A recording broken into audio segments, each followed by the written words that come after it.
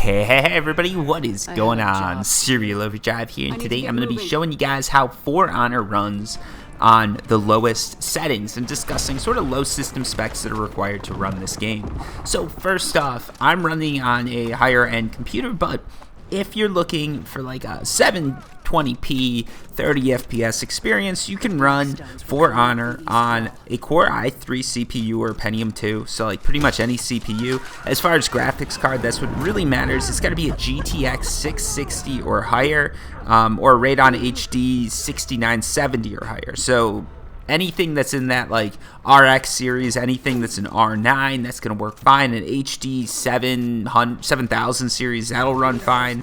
GTX 6, 7, 8, no, not 8, sorry, 6, 7, 9, or 10 series is going to run fine too. Also, as far as RAM, you want 4 gigs of RAM because that's sort of like the minimum that you're going to be running on. Here you can see I'm running everything on low, and you can see it's using it's running less than 2 gigs of video RAM, which is pretty good. And overall, like 8 gigs of RAM is definitely going to be more than enough. 4 gigs of RAM, it's going to be close depending on your OS and what you got running in the background, if we're being honest here. But like, if you guys really optimize it, it's going to run fine.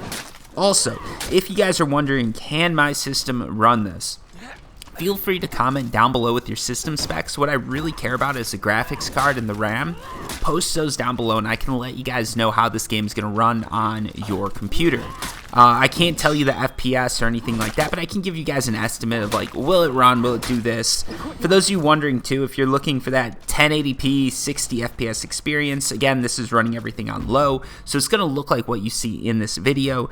8 gigs of RAM and the graphics card, everything like that's going to stay the same. If you got a Radeon graphics card, you're going to want to use an R9 or better. Like anything RX should probably be fine, but an R9 or higher is what you want.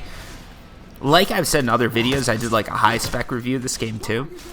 This is an amazing game and AAA developers behind it, so literally like this is going to run pretty good on most systems. If you bought a system in the last year, you can probably run this game on low. It's going to look like this. The cutscenes, a lot of them are like generated, so you're not going to get like these crystal clear, crisp cutscenes that you're seeing on YouTube.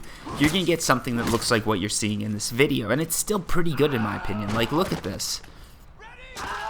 No complaints there for me. This looks stellar in my opinion. If you disagree, get better system, right? But yeah, that's sort of how this game runs. I'm gonna let it play out for a little bit longer just so you guys can get more of a feel for it. I definitely recommend buying this game if you're looking for any sort of like melee experience that's different from what you're seeing. So like if you're an FPS fan, like a first-person shooter fan, or third person, right? This is a third person game. If you're a fan of that type of gameplay and you want something new, something fresh, something with like some melee in it, For Honor is definitely the game to go with. As you can see, there's a little bit, there's a lot to it. Like I haven't gotten used to it yet, if we're being honest. The gameplay is still not there, but I'm getting better and I'm really starting to like the idea behind this game. It's really refreshing and it's really fun to play.